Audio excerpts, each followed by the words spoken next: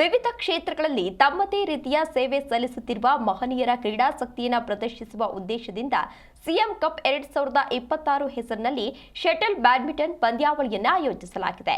ಈ ಕ್ರೀಡಾಕೂಟವು ಫೆಬ್ರವರಿ 21 ಮತ್ತು 22ರಂದು ಕರ್ನಾಟಕ ಬ್ಯಾಡ್ಮಿಂಟನ್ ಅಸೋಸಿಯೇಷನ್ನಲ್ಲಿ ನಡೆಯಲಿದ್ದು, ಈ ಸಂಬಂಧ ಕ್ರೀಡಾಕೂಟದ ಆಟಗಾರರ ಆಯ್ಕೆ ಮತ್ತು ಜೆರ್ಸಿ ಅನಾವರಣ ಕಾರ್ಯಕ್ರಮ ಅರಮನೆ ಮೈದಾನದಲ್ಲಿ ಭಾನುವಾರ ಅದ್ದೂರಿಯಾಗಿ ನಡೆಯಿತು.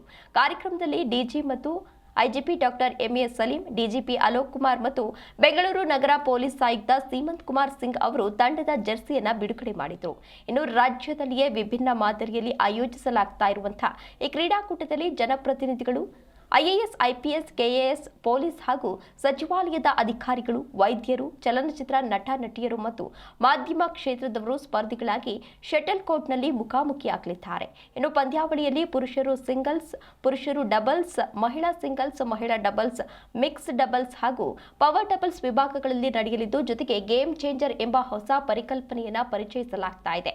ಅಂತಿಮವಾಗಿ ವಿಜೇತ ತಂಡಕ್ಕೆ 7 ಲಕ್ಷ ರೂಪಾಯಿ ನಗದು ಬಹುಮಾನ ಮತ್ತು ಆಕರ್ಷಕ ಟ್ರೋಫಿಯನ್ನು ನೀಡಲಾಗುತ್ತದೆ.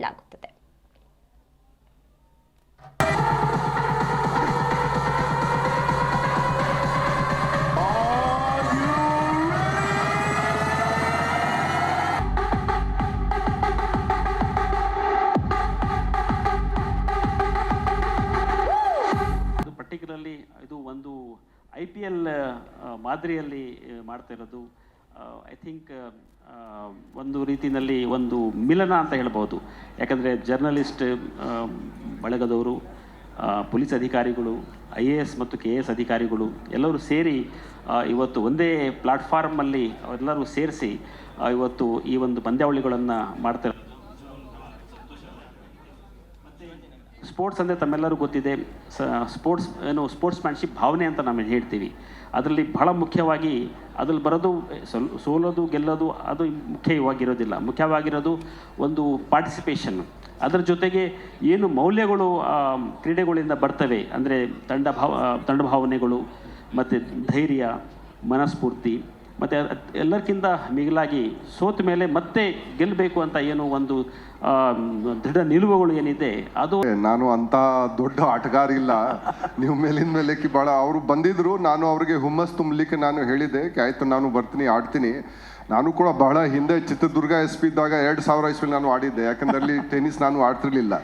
ಅದರ್ವೈಸ್ ಸಾಮಾನ್ಯವಾಗಿ ಯಾವ ಆಟ ನಾನು ಆಡ್ತಾ ಇರ್ತೀನಿ, ಟೆನ್ನಿಸ್ ಆಗಲಿ, ಗಾಲ್ಫ್ ಆಗಲಿ, ಶಟಲ್ ಬ್ಯಾಡ್ಮಿಂಟನ್ ಆಗಲಿ, ಮತ್ತೆ ನಾವು ಸ್ಕೂಲ್ನಲ್ಲಿ ಇದ್ದಾಗ ವಾಲಿಬಾಲ್, ಫುಟ್ಬಾಲ್, ಹಾಕಿ, ಬಾಸ್ಕೆಟ್ಬಾಲ್ ಎಲ್ಲ ಆಡಿದ್ವಿ ಆಸ್ ಎ ಮಾಸ್ಟರ್ ಆಫ್ ನನ್. ಆದರೆ ಇದು ಇಂಪಾರ್ಟೆಂಟ್ ಏನಿದೆ, ನಮ್ಮ DG ಸರ್ ಹೇಳಿದ್ರು, ಈ ಪಾರ್ಟಿಸಿಪೇಷನ್ ಬಹಳ ಇಂಪಾರ್ಟೆಂಟ್. ಎಲ್ಲರಿಗೂ ನಾವು